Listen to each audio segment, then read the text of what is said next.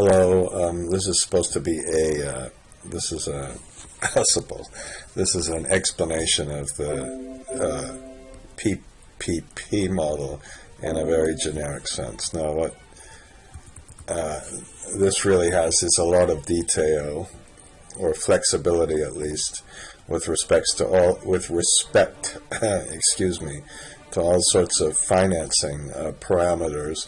Show you how you can make it very flexible, so you can just do a goal seek and find the availability payment very easily. Now it's got some valuations, some scenario analysis. In the operating assumptions, it's supposed to be very general.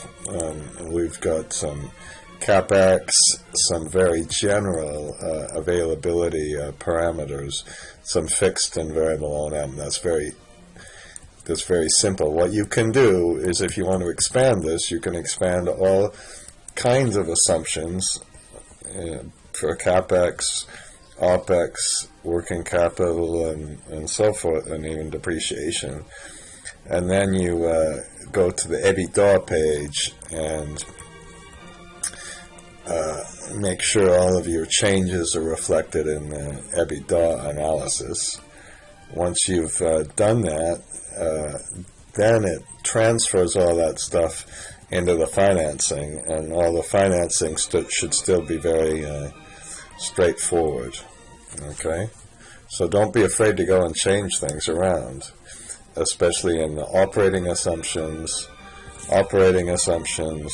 the EBITDA, and the EBITDA page, and maybe even the tax page if you really go. Okay, and so let's see how this might work. Right now we have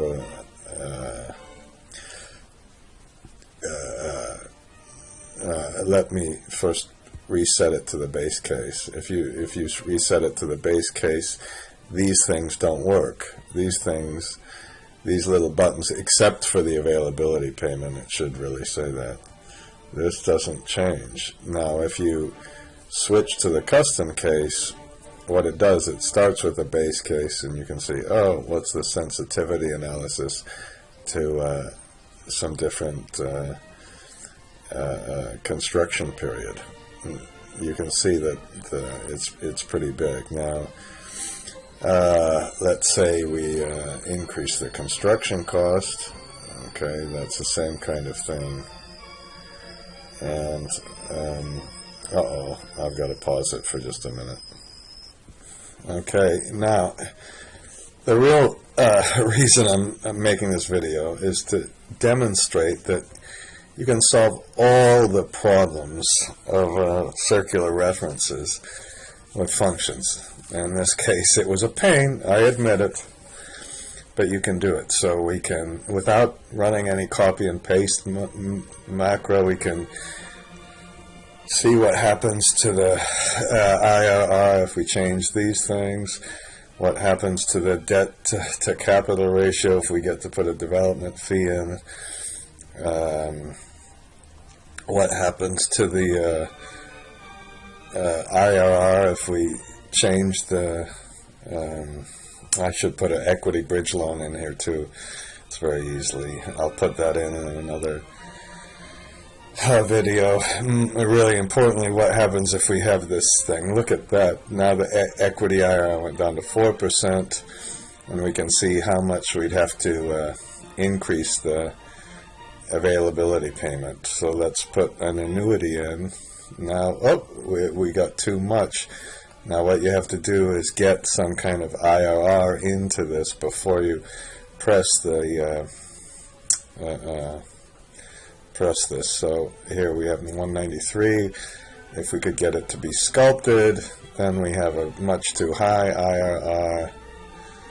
We got to keep going down, and we can see what happens to the availability payment. We can also do a sensitivity analysis to the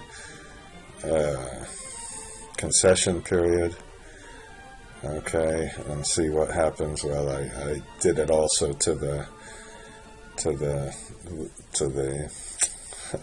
tenor, or I suppose we can do Now, you notice that the cash flow is changing when you change the tenor because the interest effect on the, and then we have to push this down. I should have maybe put that in the goal seek to automatically. You have to be very careful when you run the goal seek. If you have nums here, it'll blow up the whole thing. I should have told you that. All right, and right now we could even put the DSCR down.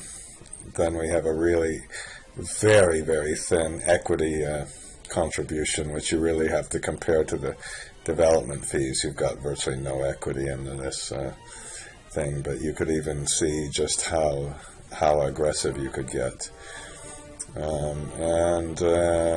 You know, if you don't put the development fees in, then the problem is we have 97% equity. If we want to make it on gearing and limit it to 90%, oops, or you can do that. Now that one, ooh, I'll have to double check that one, but I'm going to leave that out for a minute. I realize what I have to still do.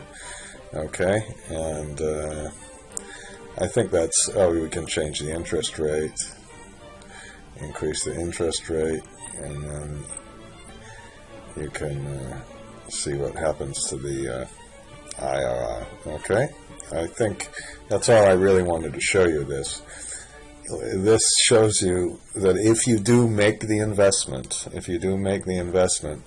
in these functions, you can do all sorts of analysis without having to keep pressing copy and paste, without having to worry things. Really does make the models a whole lot more flexible. I know it's a pain and difficult, especially if you look at these things. Oh my God, I shouldn't show you, but you know, here to do this right, we had to make a function for interest income, a tax function. Then the hardest one is to make this whole integrated function that calls how much debt you're going to issue, and then does the construction. Where's the construction financing? Excuse me. It's got to do a whole bunch of stuff at the same time. Please don't get intimidated. Don't get intimidated by this. When you do this for yourself, there's the construction funding. You go one by one, and this one has kind of too much. It has everything in it. If you want to just do this only for a couple of the issues that you face, it's not that big a deal, but there's quite a bit of work in this one, obviously. Okay, I think let's put a little bit higher DSCR in here. Let's put a little bit of development fees. Let's make it a pro rata. Let's run the goal seek. Let's make a little bit of a tail. And let's make another goal seek. Okay.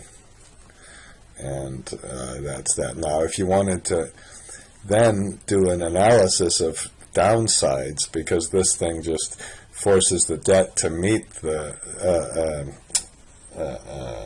DSCR, then you click on this one that says sensitivity analysis mode. Okay, and I have to go back.